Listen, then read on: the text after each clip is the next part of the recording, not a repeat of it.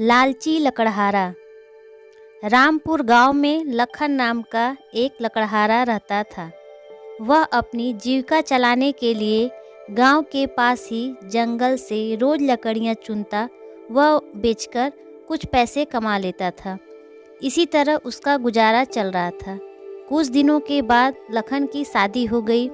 उसकी पत्नी बड़ी खर्चीली थी, इसलिए उतनी लकड़ियों को बेचकर घर चलाना मुश्किल हो गया था। ऊपर लखन की पत्नी कभी नए कपड़े खरीदने के लिए तो कभी दूसरी चीज़ों के लिए लखन से बार बार पैसे मांगती थी। अगर पैसे ना मिलते तो रूठ जाती। लखन अपनी पत्नी से बहुत प्यार करता था, इसलिए उसकी नाराज़गी वह बर्दाश्त नहीं कर पाता था। लखन ने ठान लिया कि अब ज़्यादा से ज़्यादा लकड़ियाँ इकट्ठा करके बेचेगा, ताकि उसकी पत्नी को रोज़ रोज़ पैसे की कमी ना हो। पत्नी की इच्छा पूरी करने के लिए आज लखन घने जंगल में चला गया और बहुत सारी लकड़ियाँ चुनकर बाजार में बेच दी। ज़्यादा लकड़ियों के ज़्यादा पैसे मिले तो खुश होकर लखन ने सारे पैसे अपनी पत्नी को दे दिए। रोज़ लखन ऐसा ही करने लगा। देखते ही देखते उसके मन में लालच इतना बढ़ गया कि उसने धीरे धीरे पेड़ काटना भी शुरू कर दिया। पेड़ काटने से और ज़्यादा लकड़ियाँ हो जाती थी और उसे अधिक दाम मिलने लगे। लकड़हारा हर हफ्ते एक पेड़ काटता और लकड़ियाँ बेचकर उनसे मिलने वाले पैसे से अपनी पत्नी के शौक पूरे करता। अब पैसे ज़्यादा आ रहे थे तो घर भी अच्छे से चल रहा था। धीरे धीरे लखन ने पैसे को जुए में लगाना शुरू कर दिया। जुआ खेलने की लत ऐसी लगी कि लखन एक मोटी रकम इसमें हार गया। अब इस रकम को चुकाने के लिए लखन ने एक दो मोटे पेड़ काटने का फैसला लिया।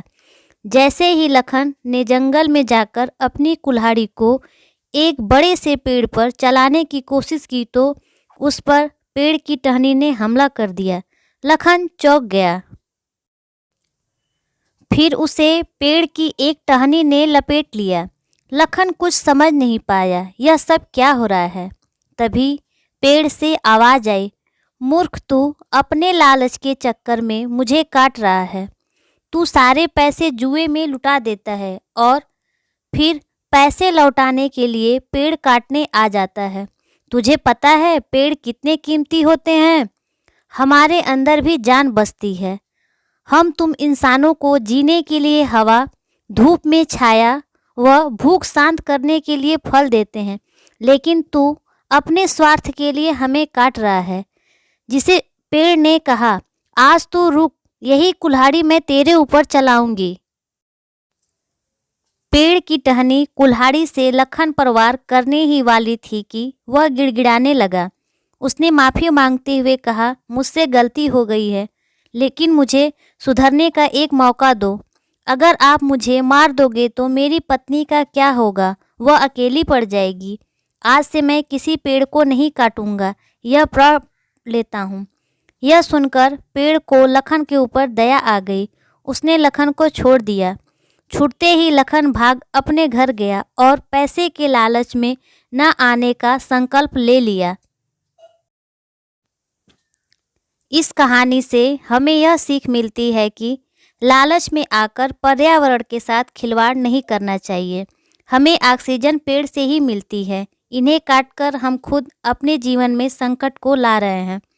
यदि ये कहानी आपको पसंद आई हो तो इस चैनल को सब्सक्राइब करें और ज़्यादा से ज़्यादा लोगों के बीच शेयर करें। धन्यवाद।